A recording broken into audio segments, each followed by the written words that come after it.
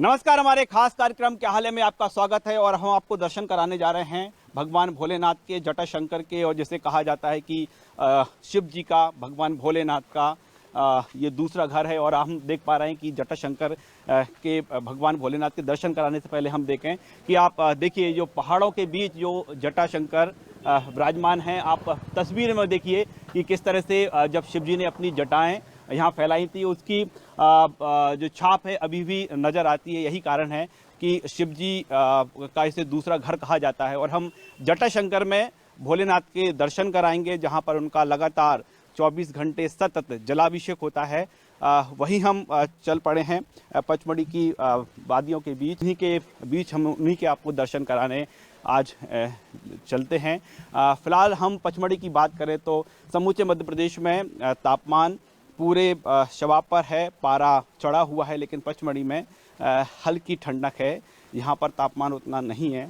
और हम चल रहे हैं जटाशंकर की ओर, भगवान भोलेनाथ की ओर, और भगवान से प्रार्थना करेंगे हमारे तमाम जो दर्शक हैं उनकी मनोकामना पूरी करें।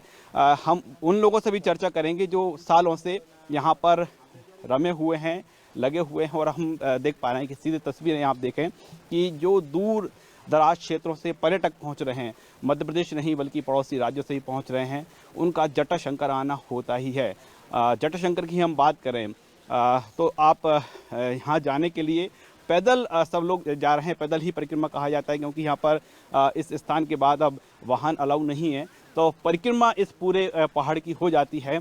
हम जटाशंकर के बीच चल रहे हैं और तमाम देख पा रहे हैं कि जो पर्यटक यहाँ पर पहुँचे हैं वो शिव जी के दर्शन करने के लिए लगातार आगे बढ़ रहे हैं। कैलाश पर्वत पर विराजते हैं भगवान भोलेनाथ, लेकिन मध्य प्रदेश में शिव जी का दूसरा घर भी है। जी हाँ, मध्य प्रदेश के पचमढ़ी में विराजते हैं भोलेनाथ, और पचमढ़ी के जटाशंकर में शिव जी का दूसरा घर कहा जाता है। ये देखिए, जब भस्मासुर शिव जी के पीछे लगा हुआ था, शिव जी पचमढ़ी में आकर इस स्थान पर छुप गए थे और उन्होंने अपनी जटाएं चारों तरफ बिखेर दी थी। और तमाम हम पहाड़ों की बात करें, ये जो छाप है उनकी जटाओं की, वो साफ तौर पर झलकती यहाँ पर है।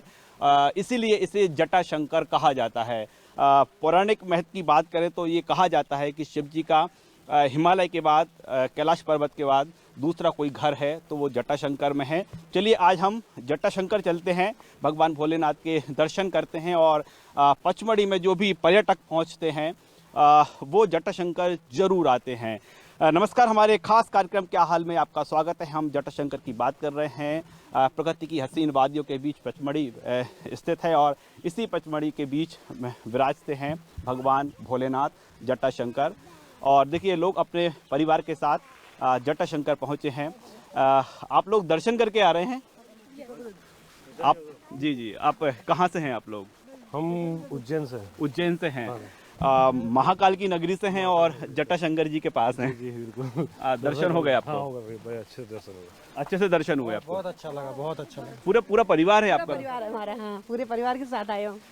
जटाशंकर में आपने सुना तो होगा कि भगवान जब शिव जी जटाएं छोड़ के गए थे, जब उनका वो उसका क्या कहते हैं, नहीं, भस्मासुर का अहंकार के लिए गए थे। जब फिर पार्वती जी के वो पीछे पड़ गया था ना जी, तो वो भस्मासुर के पीछे गए थे, अपनी जटाएं यहाँ छोड़ के गए थे। आप पहली बार आई क्या? दूसरी बार आए। दूसरी बार आए। तो हम इस समय जटाशंकर के परिक्रमा मार्ग पर हैं और हम देख पा रहे हैं कि तमाम जो पर्यटक हैं वो यहाँ से गुजरते जा रहे हैं, जटाशंकर जा रहे हैं। समझते हैं जटाशंकर के बारे में, और कई तरह का महत्व है यहाँ पर। और जब पचमढ़ी की बात होती है तो यहाँ पर तो कई तरह की पौराणिक कथाएं भी हैं। क्या हाल है आपका? बढ़िया है, भोलेनाथ की कृपा है। बस भोलेनाथ की कृपा। थोड़ा सा जटाशंकर के बारे में बताइए ना। जटाशंकर बहुत पुराना मंदिर है, आधुनिक युग से बना हुआ बहुत प्राचीन मंदिर है। और यहाँ कहते हैं कि जब भोलेनाथ के पीछे भस्मासुर पड़ा था, तब सबसे पहले भोलेनाथ यहाँ आए थे जटाशंकर में, और यहाँ गुफा में छुपे थे। मगर जब भस्मासुर उनके पीछे गुफा में भी गया तो उनने अपना मगर छोड़े उसके ऊपर, तो वो भस्मासुर ने उसको पत्थर का बना दिया। वो आज भी इस गुफा में है। फिर उसके बाद भगवान ने अपना शेषनाग छोड़ा उसके ऊपर, तो भस्मासुर ने उसको भी पत्थर का बना दिया। फिर भोलेनाथ वहीं से गुफा में से भागे हैं, तो उन्होंने अपनी जटाओं को वहीं छोड़ दिए हैं। तो वो आज भी उन जटाओं की पूजन होती है, और इसलिए इसको जटाशंकर मंदिर बोलते हैं। जटाएं यहाँ पर छोड़ के चले गए थे। भस्मासुर समझा कि शिव जी यहीं पर हैं, यहीं पे हैं। और फिर यहाँ से लुप्त होकर भगवान शंकर पहुँचे महादेव। फिर वो महादेव गुफा में निकले।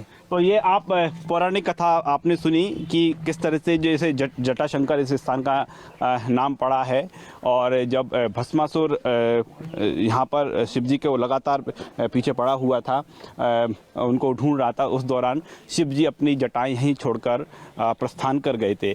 हम इस समय बात करें, हम जटाशंकर की ओर आगे बढ़ रहे हैं, हम दर्शन करेंगे और देखेंगे कि कुछ लोग जो है यहाँ पर मौजूद भी हैं। महाराज जी, क्या हाल है आपका? सब आनंद है प्रभु। कहाँ से हैं आप? से यहीं पर जटाशंकर से हैं। जटाशंकर पर तो आपसे चर्चा बनती है। हाँ जी, वहीं मंदिर में चल के करें तो चलिए ना, अपन चलते चलते करते हैं। हम थोड़ा समझना चाहेंगे और विस्तार से किस तरह की कथा है। चलिएगा, चलिए हम समझेंगे आगे किस तरह की कथा है। आप लोगों का क्या हाल है? आप लोगों का सब बढ़िया है सर। बढ़िया है जी जी जटाशंकर जी की शरण में हैं जी जी जी बिल्कुल सर। क्या पर्यटक ठीक आ रहे हैं अभी? हाँ, पर्यटक अभी ठीक आ रहे हैं, बाकी ये महकमा आने से थोड़ा कम हुए हैं पर्यटक। जी जी। और चलिए हम आप आगे तस्वीरें देखें तो हम उसी ओर आगे बढ़ रहे हैं। इसे क्या परिक्रमा मार्ग कहा जाता है? क्या कहा जाता है? जटाशंकर मार्ग कहा जाता है। ये जटाशंकर मार्ग है, यहाँ से 400 मीटर डीप में जाना है अपन को। 400 मीटर डीप में जाना है। ये संकट मोचन हनुमान मंदिर है जी यहाँ का। देखिए, जटाशंकर से पहले आपको हम दर्शन कराते हैं संकट मोचन हनुमान मंदिर की।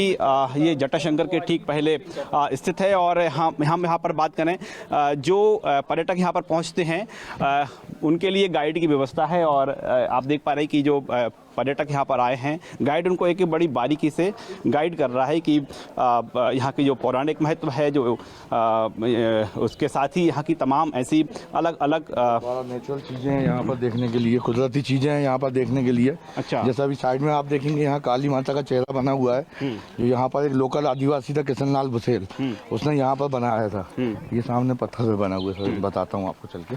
जी, यहाँ पर कुछ पर्यटक भी हैं, उनसे भी समझेंगे कि वो कहाँ से आए हैं, और उनके साथ गाइड है, उनसे भी हम चर्चा करेंगे। आप ये देख पा रहे हैं कि पर्यटक हैं, अलग अलग इलाकों से यहाँ पर पहुँचते हैं। पचमढ़ी के तमाम जो स्पॉट हैं, यहाँ पर कई तरह के स्पॉट हैं, उनमें से एक जटाशंकर भी है। आप गाइड हैं? जी। क्या नाम है आपका? मेरा नाम कमलेश है। कमलेश जी, जो जटाशंकर के बारे में कहा जाता है, जटा छोड़ के चले गए थे, ये तो होगा इसका पौराणिक महत्व। और क्या महत्व है इसका? बहुत सारे महत्व हैं सर। यहाँ पे ऐसे 5 टेम्पल है जो बनाए हुए नहीं है, लाखों साल पुराने कुदरती मंदिर है। उसी वजह से यहाँ की महत्वता ज़्यादा बढ़ती है।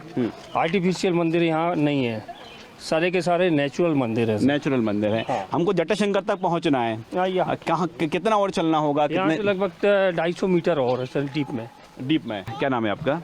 सौमित्र नाम है। सौमित्र, क्या कहेंगे, जटाशंकर में हैं आप? बहुत अच्छा लग रहा है। कमलेश जी हमारे गाइड है, हमें बहुत अच्छी तरह बारीकियां बता रहे हैं। तो पहली बार आए हैं, काफ़ी एंजॉय कर रहे हैं। एंजॉय कर रहे हैं। जी जी। शिव जी का दूसरा घर कहा जाता है जटाशंकर को, बताया ही होगा आपके गाइड ने। अभी नहीं बताया, अभी बताएंगे शायद। कुछ सुन रखा है जटाशंकर जी के बारे में? अभी तो हम बस दर्शन करने जा रहे हैं, अभी बताएंगे वो जो भी इन्फॉर्मेशन। कुछ इन्फॉर्मेशन। पता नहीं है, अभी आए हैं तो उनको उसी के लिए लिया है साथ में कि वो हमें इन्फॉर्मेशन दे सारी। देखिए, बिल्कुल लोग दर्शन तो करना चाहते हैं, लेकिन जो यहाँ का जो महत्व है उसकी बात करें वो भी लोग जानते हैं। और देखिए, अब हम वो तस्वीर दिखाएंगे जहाँ हम काली जी का चेहरा। जी जी जी, ये काली जी का चेहरा भी बना हुआ है। क्या किस तरह की कथा है ये? ये यहाँ पर एक आदिवासी था किशन लाल नाम का, उस आदिवासी ने पत्थरों खोद के यहाँ पर 5 मूर्तियाँ बनाया था। तो ये 5वें नंबर की मूर्ति जो अधूरी रह गई, ये अधूरी इसलिए रह गई क्योंकि फॉरेस्ट वालों ने इस पर बैन लगा दिया था, क्योंकि ये मंदिर नेचुरल है। तो उनका कहना था कि जो नेचुरल है उसे नेचुरल रहने दिया जाए, आर्टिफिशियल यहाँ पे कुछ भी ना बनाया जाए। तो आर्टिफिशियल मूर्तियों में उसने एक ये शिव जी की बनाई हुआ है, 2 मूर्तियाँ नीचे बनी हुई हैं, एक मूर्ति इस हनुमान जी के मंदिर में है। तो इस पर बैन लगाना इसलिए जरूरी था क्योंकि अगर इस पर आर्टिफिशियल मूर्तियाँ जगह जगह बना देता तो पुजारियों को एक बिजनेस पर्पज का जरिया बन जाता। जी, अभी हमको जटाशंकर जा रहे हैं, तो कितना और जाना होगा? यहाँ से आपको 250 मीटर डीप में जाना है नीचे। 250 मीटर डीप में। तो अब हम बम भोले के साथ अब हम जटाशंकर में की ओर जा रहे हैं, भगवान भोलेनाथ की शरण में जा रहे हैं।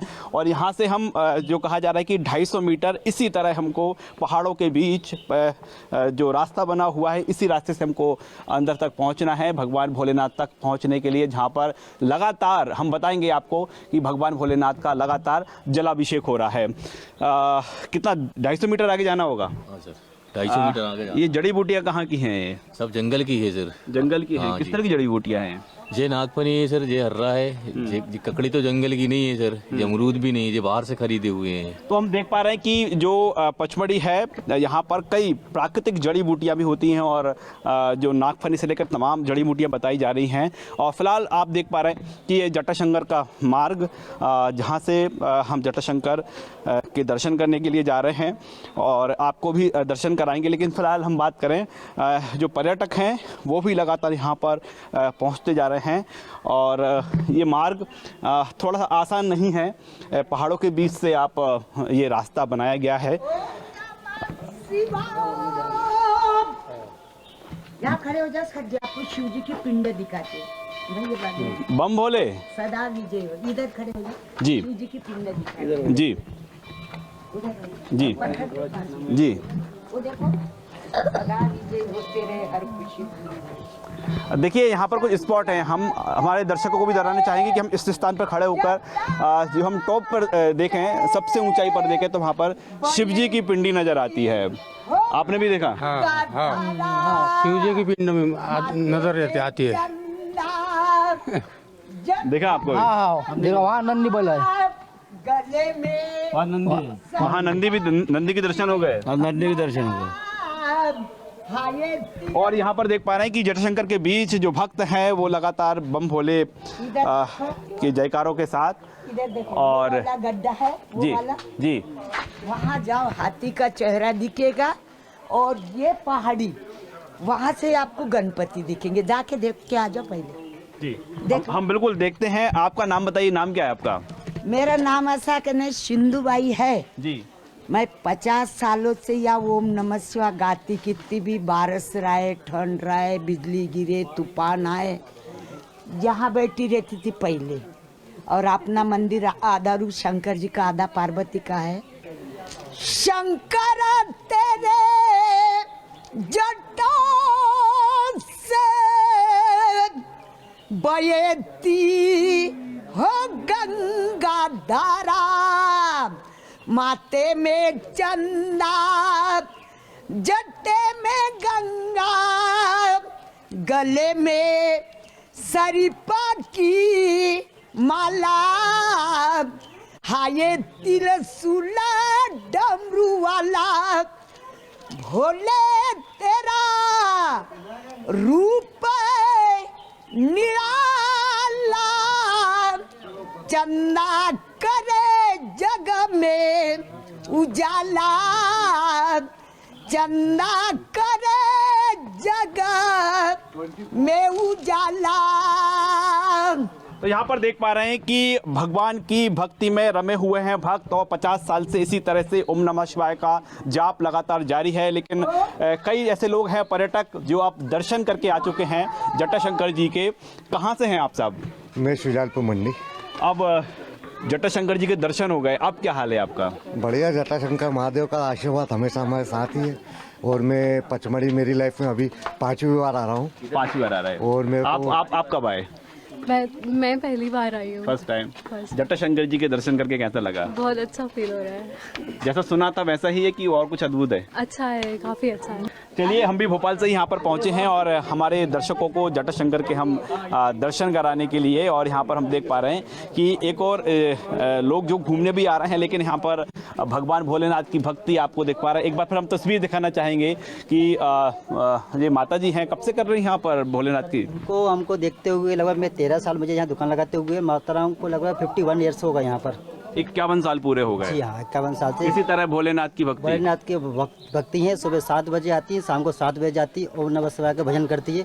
12 घंटा और 12 महीने आपको यहीं मिलेंगे, ठंड बरसात गर्मी कभी भी आओगे तो। ठंड बारिश गर्मी सीजन कोई भी हो, इसी तरह ओम नमः शिवाय का जाप जारी रहेगा। इस बीच हम बात करें, पर्यटक लगातार पहुंच रहे हैं जटाशंकर की ओर। एक पूरा हम देख पा रहे हैं, फिर लोग अपने परिवार के साथ ही यहाँ पर पहुँचते हैं। साहब कहाँ से आए हैं आप? भोपाल से हैं आप? जी। चलिए, हम भी भोपाल से ही चले आ रहे हैं। पहली बार आए कि आते रहते हैं? नहीं, आते रहते हैं, ये तीसरी बार है आना। जी, दर्शन करने आए हैं जटाशंकर में, और लोग जो बता रहे हैं कि अभी जो लोग पर्यटक दर्शन करके पहुंच चुके हैं वो कह रहे हैं कि नहीं, जटाशंकर तो आना ही चाहिए, और न सिर्फ भारत के लोग, वो तो ये यहाँ तक कह रहे हैं कि विदेशियों को भी यहाँ पर पहुँचना चाहिए। लेकिन हम जैसे जैसे नीचे उतरते जा रहे हैं पहाड़ों के बीच से, जो तापमान है वो अब यहाँ पर कम होता जा रहा है, और जो हल्की गर्मी का एहसास जो ऊपर हो रहा था यहाँ पर नहीं हो रहा है। अभी तो क्या, कितना और जाना है हमको? अभी आपको यहाँ से कम 70-80 सीढ़ियाँ और उतरना पड़ेगी। 70-80 सीढ़ियाँ और हैं अभी। हाँ। चलिए हम चलते हैं। फिर गुफा में जाना है। उसके बाद गुफा में जाना है। हाँ। तो वहाँ पर जलाभिषेक हो रहा है। हाँ। जो जटाशंकर है जहाँ पर जलाभिषेक हो रहा है, हम वहीं पहुँच रहे हैं। और ये जो रास्ता है थोड़ा सा आसान नहीं है, लेकिन भोलेनाथ तक पहुँचना है। भगवान भोले हैं, रास्ता कठिन दिख जरूर रहा हो लेकिन आसान ज़रूर बना देते हैं, और हम जटाशंकर ही पहुँच रहे हैं। क्या हाल है आप लोगों का? आप कहाँ से हैं? मैं यहीं से हूँ, पचमढ़ी से ही हैं जी। जटाशंकर जी, बहुत पर्यटक आते हैं यहाँ पर। हाँ, बहुत पर्यटक आते हैं। ये जैसे जैसे हम नीचे जा रहे हैं तापमान कम होता जा रहा है। नीचे गुफा में जाएंगे तो और कम हो जाएगा यहाँ का तापमान, और कम हो जाएगा। जैसे हम नीचे जाते जाएंगे तापमान और कम हो जाएगा। ये जो यहाँ के स्थानीय लोग हैं बता रहे हैं, और हम जटाशंकर की ओर पहुँच रहे हैं। और ये आप प्रवेश द्वार देख सकते हैं जटाशंकर का। यहाँ पे हम भी बम भोले के साथ जटाशंकर की ओर प्रस्थान कर रहे हैं। भगवान भोलेनाथ से प्रार्थना करेंगे समूचे मध्य प्रदेश देश की खुशहाली की, और हमारे तमाम दर्शक हैं जो जटाशंकर तक नहीं पहुंच पा रहे हैं, जो दर्शन करना चाहते हैं हम उनको दर्शन कराएंगे, और सीधे हम उसी ओर आगे बढ़ रहे हैं, उसी रास्ते की ओर जहां पर जटाशंकर विराजमान है। अभी आप कर रहे हैं जटाशंकर मंदिर के प्रथम दर्शन, और इस दर्शन के साथ ही हम अब गुफा की ओर चल रहे हैं जहाँ पर जटाशंकर विराजमान है। लेकिन यहाँ के आगे अब जूते चप्पल पहनकर जाने की परमिशन नहीं है, यानी अब नंगे पैर ही यहाँ पर जाना होगा। हम गुफा की ओर लगातार जा रहे हैं। आप लोग दर्शन करके आ चुके हैं? हाँ जी। जटाशंकर नीचे विराजमान है, बिल्कुल। क्या अनुभूति हुई? अच्छा लगा है। अच्छा लगा। चलिए, जो यहाँ पर दर्शन करके आ चुके हैं उनको अच्छा लगा है, लेकिन हम उधर ही पहुँच रहे हैं जटाशंकर की ओर, और थोड़ा सा रास्ता अब और कठिन हो जाता है, लेकिन भोलेनाथ तक पहुँचना है। और फिलहाल हम यहाँ पर दर्शन हम देख पा रहे हैं कि जो जटाशंकर की जो महिमा है, जो कहा जाता है, उसकी यहाँ पर अनुभूति हमको हो रही है। क्योंकि हम ऊपर बात करें तो चारों ओर आप देख पा रहे हैं कि पहाड़ों के बीच भोलेनाथ विराजमान हैं, और जो कहा जाता है कि भोलेनाथ अपनी जटाएं यहीं छोड़कर चले गए थे।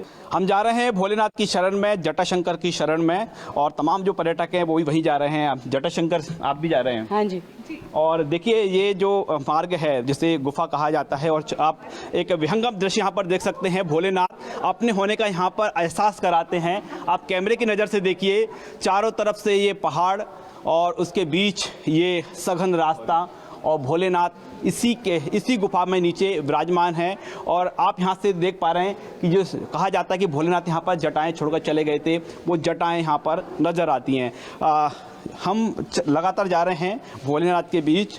हालांकि इस रास्ते को सुगम बनाने के पूरे प्रयास किए गए हैं, और हम सीधे पहुंच रहे हैं भगवान भोलेनाथ की शरण में, जटाशंकर की शरण में, और शिव जी का जिसे दूसरा घर कहा जाता है, उसी घर की ओर हम पूरी भावना के साथ अग्रसर हैं और दर्शन कराएंगे भोलेनाथ के। उससे पहले हम बात करें, हम जटाशंकर तक पहुँचें तो यहाँ पर एक अनुभूति हो रही है, आत्मिक अनुभूति, कि हम भोलेनाथ की शरण में हैं, भगवान की शरण में हैं, और एक अलग तरह का यहाँ पर माहौल देखने को मिल रहा है। भोलेनाथ के का एहसास यहाँ पर देखने को मिल रहा है। और एक बार फिर हम इस पूरे पहाड़ को देखें, देखिए चारों तरफ से पहाड़ घिरा हुआ है, बीच में नीचे ये गुफा है, और इसी गुफा के बीच विराजमान है जटाशंकर। पंडित जी, बम बोले सर। ये तो भगवान खुद एहसास करा रहे हैं कि यहाँ पर मौजूद हैं वो। जी सर। ये क्या, इसकी कथा क्या है? मुख्य मंदिर है, भी आप नीचे जाएंगे जी, जटाशंकर यहाँ से प्रवेश है जी। गुफा में जटाशंकर का मेन मंदिर है जी। हम आपकी थोड़ी सहायता लेंगे। पंडित जी हैं नीचे, पंडित जी मौजूद हैं, पूरी जानकारी भी दे देंगे। हम भोलेनाथ की गुफा में प्रवेश कर चुके हैं, और अब हम जटाशंकर जी के बिल्कुल नज़दीक हैं, और भगवान भोलेनाथ अनादिकाल से लंबे समय से यहीं विराजमान हैं। तमाम जो पर्यटक यहाँ पर पहुँचते हैं, दर्शक पहुँचते हैं, श्रद्धालु पहुँचते हैं पूरी अपनी भावना के साथ। इसी गुफा के अंदर विराजमान हैं जटाशंकर और हम भी पहुँच चुके हैं। हमारे तमाम जो दर्शक हैं वो जटाशंकर के आप दर्शन कर सकते हैं। यहाँ पर भगवान भोलेनाथ यहाँ पर विराजमान हैं और ये आप दर्शन करें शिव जी का, भगवान भोलेनाथ का दूसरा घर जटाशंकर का और भगवान भोलेनाथ का। थोड़े हम समझते हैं पंडित जी से, लेकिन इस बीच हम बात करें, यहाँ पर ये जो आप देख पा रहे हैं इस पानी के बीच से ही होकर गुजरना होगा। पंडित जी, भोलेनाथ की शरण में आप तो विराजमान है लंबे समय से। कहानी महाराज बताएंगे, हम शॉर्टकट में बताते हैं। ये शंकर जी की जटाएं हैं जी, ये शेषनाग और शिवलिंग नेचुरल मंदिर जटाशंकर जी। ये शंकर जी की जटाएं हैं, जटाएं शिव जी यहीं छोड़ के चले गए थे जी। तो ऐसे ही बनी हुई हैं जटाएं जी। ये पत्थर की हो गई हैं, लेकिन हाँ, कैसे पत्थर की कैसे हुई है? मार्बल की हुई है। शिव जी यहीं छोड़ के चले गए थे और भोलेनाथ यहाँ पर विराजमान है। ये शिवलिंग है। शिवलिंग है, तो ये अनादिकाल से ही है शिवलिंग। ये जो पानी हम देख पा रहे हैं कि शिव जी तक पहुँचने के लिए पैर धुली जाते हैं, अपने पैर धोने के बाद ही शिव जी तक पहुँचा जा सकता है। ये पानी 12 महीने इसी तरह चलता रहता है जी। बारिश में तो काफ़ी ज़्यादा पानी हो जाता होगा कि इतना ही थोड़ा। और आप भोलेनाथ हमारे तमाम जो दर्शक हैं आप दर्शन कर सकते हैं। एक बार फिर हम दर्शन कराएं। आप ये देख पा रहे हैं ये शिव जी की जटाएं हैं जो कि अब मार्बल की हो चुकी हैं।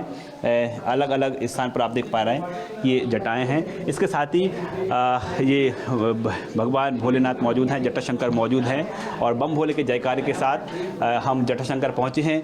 आप ये देख पा रहे हैं छोटा सा गुफा के अंदर ही परिक्रमा मार्ग, लेकिन ये पानी है इसकी धार कभी बंद नहीं होती, चाहे सर्दी हो या कितनी भी गर्मी हो। जटाशंकर की जटाओं से ये जो धार है, पानी की धार है, लगातार बनी रहती है। पचमढ़ी का ये है जटाशंकर और जो जटाशंकर की महिमा है और भगवान अपने होने का जो एहसास कराते हैं वो यहाँ पर साफ तौर पर झलकता है। कि एक बार फिर हम उस विहंगम दृश्य को देखेंगे जहाँ पर जटाशंकर विराजमान है। ये देखिए पहाड़ों के बीच जहाँ पर रोशनी भी छुप के आती है, रोशनी भी छुप के जहाँ पर पहुँच पाती है, वहाँ पर जटाशंकर विराजमान हैं और उनका जटाओं के जरिए शिव जी का जलाभिषेक लगातार 24 घंटे हो रहा है। पंडित जी बम बोले, आज तो यहाँ तो आके ने जटाशंकर अपने होने का एहसास करा देते हैं। पंडित जी ये जो जटाएं हैं मार्बल की हो गई हैं, कैसे हो गई हैं? जी पंडित जी। नीचे वाला जो मंदिर देखा आपने प्राकृतिक मंदिर बना हुआ है। यहाँ भोलेनाथ आए भस्मासुर राक्षस को भ्रमित करने के लिए, उन्होंने अपनी जटाएं छोड़ी थी।